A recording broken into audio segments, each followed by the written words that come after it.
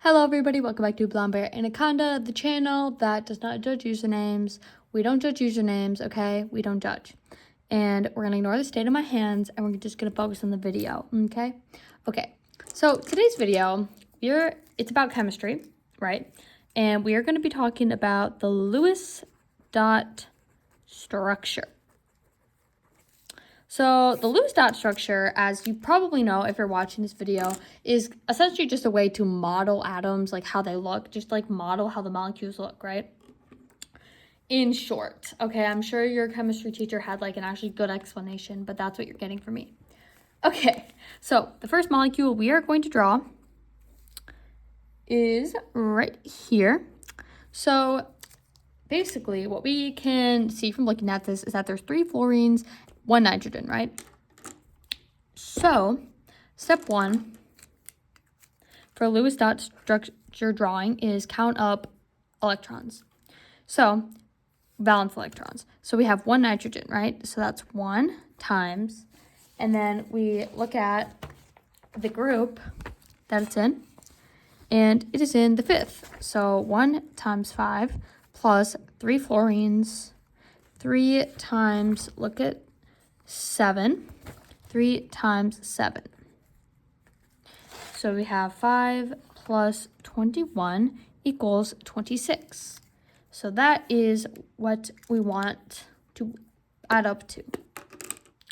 So step 2 is to draw the skeleton structure, which is just like what we're going to start with until we have to start modifying things. So we have N, F, oh, that's not an F, F, and F, right? We have our 3 fluorines, nitrogen. Okay, so each of these bonds, this one line, equals 2 electrons. And this is called a sigma bond, but we'll get to that probably in a different video. But yeah, so most atoms, there are a few exceptions, but most of them want to reach an octet, which means 8 electrons, right? And we can kind of, you probably know that, you know, and because like obviously like 8's there, and like how you can tell the charges is how close they are to that, like how close are they to gaining 8 electrons, because that's what they want, right? So yeah, so we have 1 2 3 4 5 6 7 8 octet, 1 2 3 4 5 6 7 8 octet, 1 2 3 4 5 6 7 8 octet. But nitrogen is here like, yo, I just don't have that. Like, I just don't have that. So this only has 6 electrons, which is like not what we want, obviously. But that's okay because we have to even make sure we get to this number. So 1, 2, 3, 4, 5, 6, 7, 8, 9, 10, 11, 12, 13, 14, 15, 16, 17, 18, 19, 20, 21, 22, 23, 24.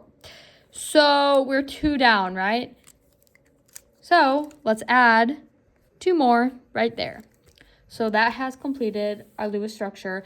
And you could write it a few different ways. Well, not really, but you can write it like this as well, if that floats your boat. For some reason, that's just what I thought of right away to draw, but it obviously does not really matter, you know. Do what you need to do. But yeah. So that is your Lewis dot structure. All right, the next one we are going to do is probably just a good one to know. Water is obviously very important in chemistry. I'm sure you already know that, but like it's just really important. And you probably have to know the structure. You probably already know the structure, but just in case, let's draw H2O. We're going to do the same exact steps because we don't want to confuse anyone. So we have 2 hydrogens, 2 times, whip out our columns, 1, 2 times 1 here, and then we have 1 O times, do 6, so 6. Okay, so then we have 2 plus 6 is 8. So then we gotta draw her out. My professor always said to think of Mickey Mouse, that that's annoying, that the water molecule looks like Mickey Mouse, and it totally does. But we're like, for now, we're not going to make it look like Mickey Mouse, but like eventually when you do the 3D structures, then it will in fact look like Mickey Mouse. But anyway, so there's 2 hydrogens here, and there's only 1 oxygen, so we're going to put that in the middle and give that our 2 hydrogens. So hydrogen is one of the special cases. Hydrogen only wants 2 electrons, right? And that's already succeeded. 1, 2, happy, 1, 2, happy. Hydrogens are happy campers. Meanwhile, oxygen is like, yo, well, okay, you can have that hydrogen, but like, I need the rest of mine, you know?